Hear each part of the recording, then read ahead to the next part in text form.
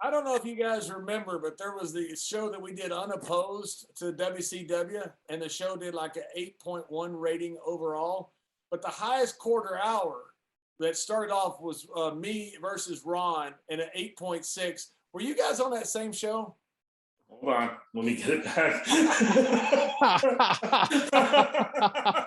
Yes, that's a shooter right there. You're working with a shooter.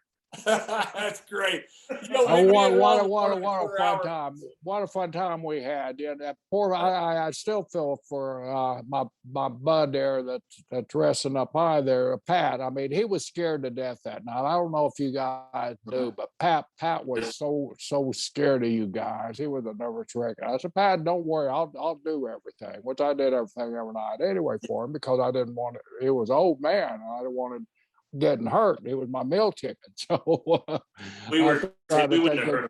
I know you wouldn't, and that's what I told him. You know, you guys were like you'd been in the ring for 20 years when we worked with you that night, and the ovation we got that night, and the backstage, that had to make you guys feel the best that you could possibly feel when you go backstage and everybody's lined up at the curtain to hug you and give you high fives and all that stuff. Well, maybe you guys, they didn't line up the hug. No, I saw him with you guys too, man. That'd be a good night for you guys.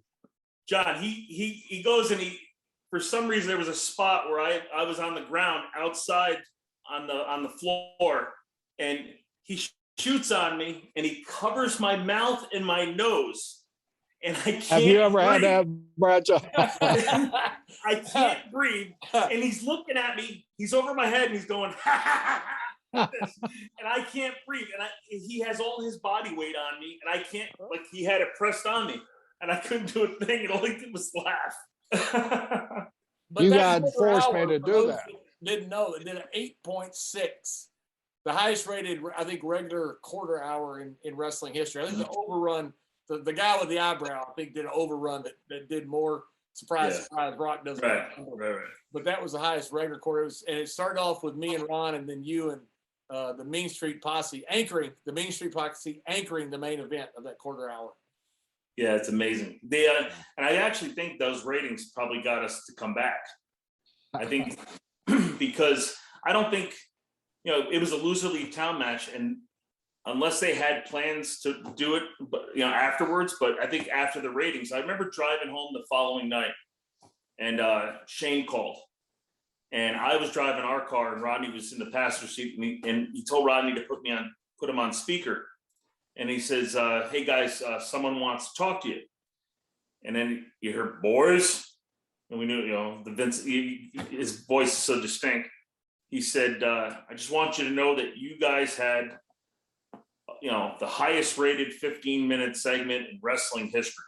And he started going over the history of wrestling and the Ric Flairs and the Hulk Hogans and the Rocks and Stone Cold, because at the time Rock didn't surpass that number, from what, if I'm not mistaken. That was the highest regular quarter hour. Now, right. The one that Rock did was the overrun. So and it was a promo. It was a promo segment too. We had the highest. We still have the highest wrestling action segment in the history of Raw. But he had the highest interview segment. His segment that beat us was an interview segment. Him and Beckham. But just the whole thing with him talking about it, and then he said, "Boys, I'm proud of you." And my own father never said those words, so it's always tough love, and he always had thick. Not that he didn't love me, not that he didn't, it wasn't his way, and I knew it, and I knew he was proud of me. But just to hear those words from Vince and stuff, and how hard, because Rodney and I would drive from town to town and say, we want to, we got to put on a good show for the McMahons. That's what that's the way we always felt like we were doing it. Which goes back to the whole thing when Shane said, "Do me a favor." After that whole thing with WrestleMania, that first WrestleMania, he called us back in the office and he gave us those envelopes, and we're like, "What's this?" And he goes, "It's your pay, assholes." And that's what he said. We didn't think we were even getting paid. We thought we were doing it for free. And so for all the vignettes and all the other things that we did, and we got money for it, we were going to do it for free there. We were doing them a favor. But it was, obviously we needed the money, so it was good. But it was just, it was a run. It was unbelievable. It was Isn't a it dream come true. amazing that